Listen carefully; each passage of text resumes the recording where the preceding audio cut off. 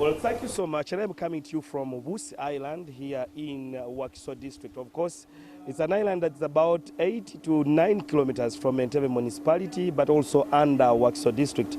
An island that houses over 35,000 people that survive on this. Just if you're in Entebbe, this takes you about maybe 30 minutes and you're on Bussi Island. But it's one among those that have been isolated for development. When government projects come through, these are some of the islands that really get the least of what is expected out of it. But the reason we're here is because now government, through partners under the Ministry of Energy, has been able to install this solar system that you're just seeing right here. And I'm told this is a 400 kilowatt generation that is just going to support this community, elevating and seeing that a lot of people can have a lot of innovations as well from this. But we just want to understand what this kind of installation, what this kind of development means for the people of Bussi, for those that are doing maybe welding, the people doing different businesses that understand. I just want to speak to the technical person who is Mark Mugisha, the project coordinator manager, to just give us a perspective and a feel of what really this entails and how the community is perceiving it. Thank you very much for joining me on NTV, Mark. Let me hold it for you. Thank you very much. Okay, just give us first of all an overview of this whole project. What is it all about? The generation you're having, is it sustainable to the people of Bussi Island? Yes, in this sort of projects, you carry out a needs assessment, which informs what sort of sizing that you make. In our analysis, the current load is not as big as this plant is, but our projections for demand growth based on the location of the place and on the economic activities that are being carried out, and also the developments that we're seeing on the island, this plant is sufficient for this island. Okay. Maybe Mark, before you go further, you must have done an earmark on this, on how many maybe homesteads that are supposed to benefit from this. And do you think this is enough to man the island, or there is going to be an increment maybe in supply and all the installations that you think this can sustain the entire island? Yeah, in our projection, we're looking at making 2,000 connections, so 2,000 combined homesteads and businesses. Among the businesses we are looking at is grow processing. We already have some customers that are talking to us about setting up coffee processing facilities here, because this is also an area that is close to the lake. We think that they will also be doing some fish preservation, among others. Okay, this has been commissioned now, open to the public, but the connectivity, how are the local people perceiving this? Are they interested in having the power? Because I know this will come at a cost. Yes, people are interested in having clean and available power. So already we have a list of people who are ready for inspection, and we're going to be starting to run to do the connection of these customers. The sustainability, solar relies on sunshine. Profit-making projects, the wash activities that we are doing in 12 districts in this country.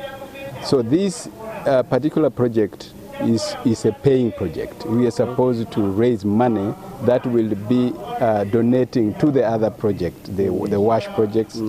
And so we, in this project here, when we set it up, we did feasibilities, and we actually realized that these people are able to afford this. Let's walk around and as you tell us about this. Yes, so we found that these people are able to, they were very happy, they are very excited, and they are, by the time we completed this, as we speak now, we have so many people who are flocking the offices actually to pick the forms for inspection. How has it been?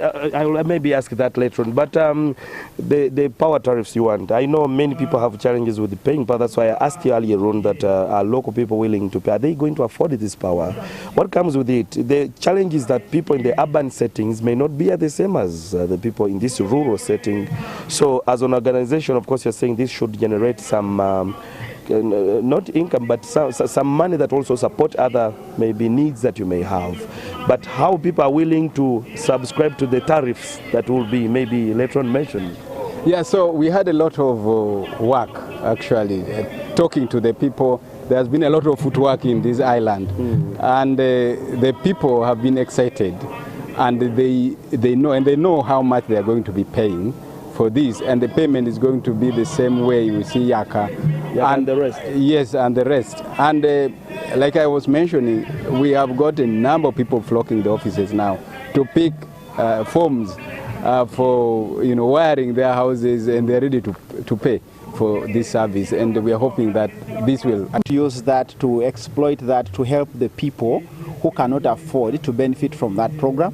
We also have Uganda Development Bank also has a small scheme loan for such people that we believe that we're going to be able to bring them on board to help the local person connect, and then they are given a grace period within which to pay that money. And they'll be paying that money through their units. They pay slowly. You don't feel the pain, but definitely you have to pay. You don't feel the pain, but the payment mode will give them an opportunity to be able to meet that. So actually, in simple terms, you're trying to tell us that this power is enough for the island.